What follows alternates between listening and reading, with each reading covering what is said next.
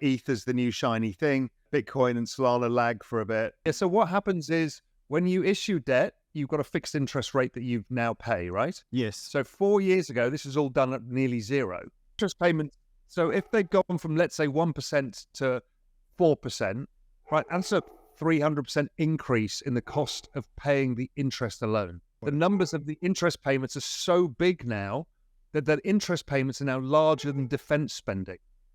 It's bananas.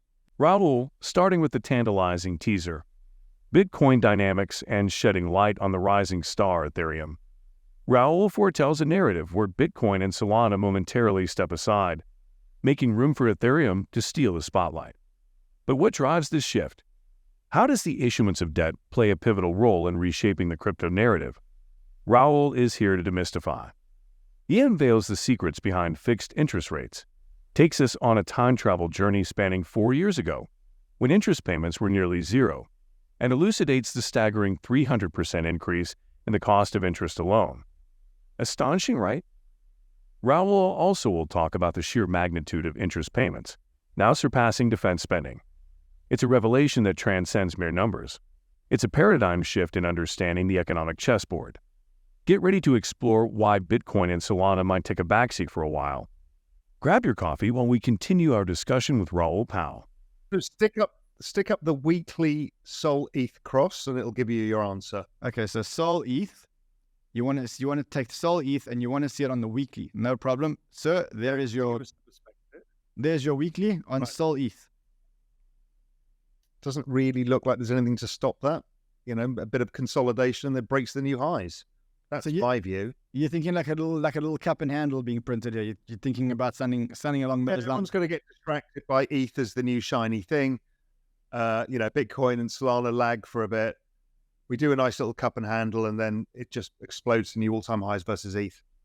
That's been my bet for the whole cycle, as you know. So that to me looks like a 1-2, and then 1-2 of 3. So you're saying the 1-2 would be the 1-2 would be so 1 here, 2, 1. So big 1, 1, big 2, 2. No, sorry. 1 is up, 2 is down. Yeah. Then 1 of 3.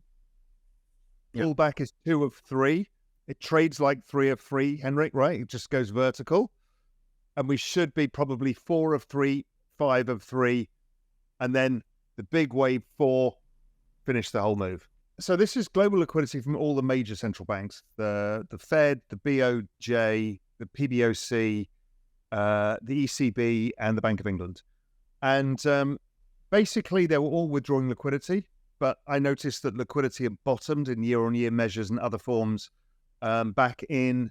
It actually started bottoming in June, which got me into starting to rebuy Ethereum in the lows there, and then fully confirmed the bottom to me in my measures in October, November.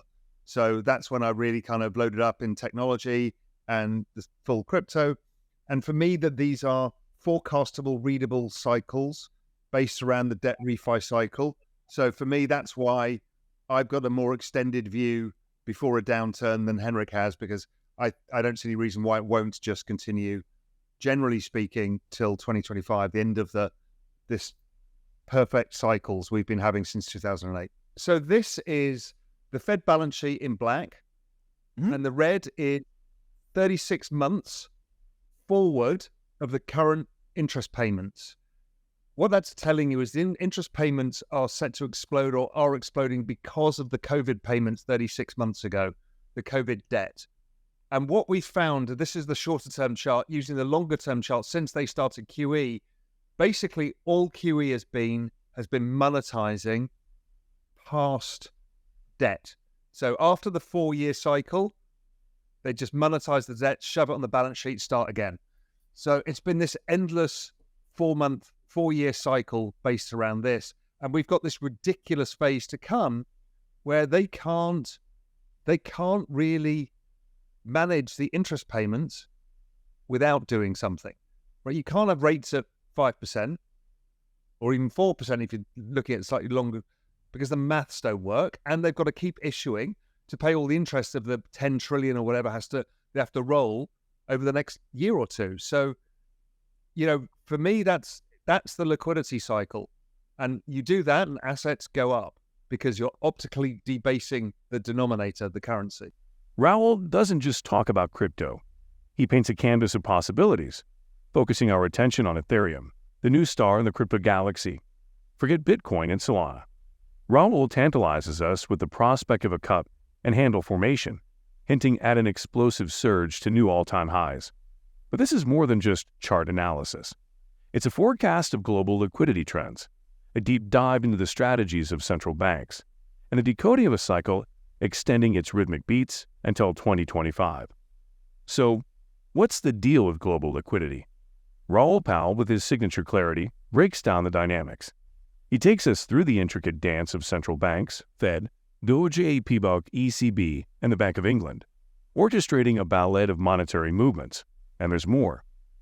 Raoul unveils his thought process behind the forecastable cycle, a roadmap to understanding the patterns that have been governing the crypto universe since 2008. That's been my core thesis for this everything code cycle, is they've done the same thing every time, which is, okay, the economy slows down because rates have gone up and there's so much debt, so fine, the economy slows down a bit, and they use it. It's the same time as the election cycle as well. It's all the same cycle, Bitcoin halving cycle, all the same time. They get interest rates down and they engineer some way of using the balance sheet. Who the hell knows how, what reason, but that's generally what they do. And that's why election years tend to be pretty good years, which is why this is why, and I'd love to hear your view, Henrik. That's why I still struggle to get bearish for 2025, because even if the economy slows in an election year, they'll just stimulate more. And that's the struggle I have, is that, if you have a blow off top and some, I've seen some of your stuff, like you could have a 1929 style thing. I'm like, I don't think you can, because they just print money and optically it debases the currency. So how do you get that? I think it goes on to 25, then we'll have a normal cyclical slowdown, another one of these everything code cycles, markets come off, crypto corrects, etc. The only, and we could talk about some nuances around that because there's a bunch of probabilities around it, but that's, I don't see how we can have asset prices down 50% in the world of debasing currency. That's my only issue. I look at the housing market, and year on year, the rate of change of housing is actually now stabilized and sort of rising with the forward-looking indicators for ISM. And also, most of the interest payment charts, a lot of that is mortgages, and the mortgage stuff is fixed rate. So there's actually a very small amount of that seems to be an issue going forward. So I'm not overly concerned by that. When I look at the business cycle, I use the ISM survey, Institute of Supply Management. I've got that goes back to 1947, and you can use the Treasury survey that goes back to 1870. Works pretty well, gives you a decent idea. So here's how I'm just using my recent GMI monthly, and I haven't got all the full economic charts in this, but basically there's a very nice cycle, which is the top chart in black, which is the ISM. And this is this everything code every 4-year cycle, or every 36 months. Now, when the ISM gets below 50, you're starting to look for a recession. It's been below 50 all year. Most of the forward-looking indicators were showing this all through 2022, that we should be slow now. Now, the question is do we get some other events that, ignoring the COVID, is there something that could create a weaker economic cycle than regular, considering the Fed are now stopping the rate rises? Now, they did that also in 2008, somebody might say. But the point being is, what is the systemic shock here that causes a freeze up of the collateral system that can't be solved by liquidity? So if I look at the forward-looking indicator just by using the ISM alone, just inverting it, because it's such a perfect cycle right now, we've been following this pattern all the way. So my idea of the business cycle, and we use financial conditions index and several hundred charts based around the business cycle, actually several thousand, is for us, the business cycle just gets stronger from here on in.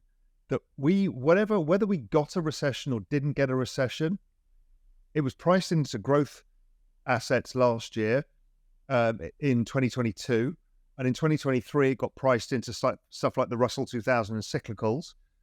And I think most of it should continue higher. So I don't really see the evidence of it being a late cycle. That, to me, if I look at this chart, that looks like we finished the cycle. The forward-looking indicators, stuff like ISM new orders to inventories has been rising. That's always signaled the bottom. The new orders has signaled the bottom. So I'm pretty sanguine about the risk of something larger happening here that could derail the economy.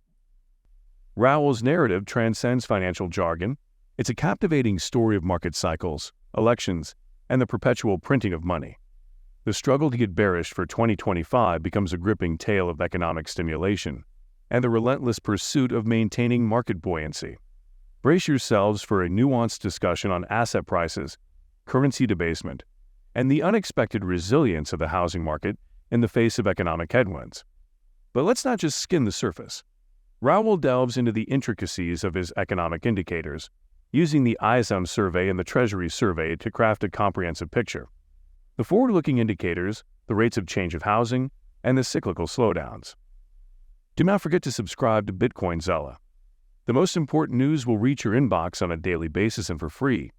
I do not know why you have not subscribed yet. If you enjoyed the video, don't forget to give it a thumbs up and subscribe to our channel for more daily updates. Remember, knowledge is power, and we're here to empower you on your financial journey. Until next time, happy investing.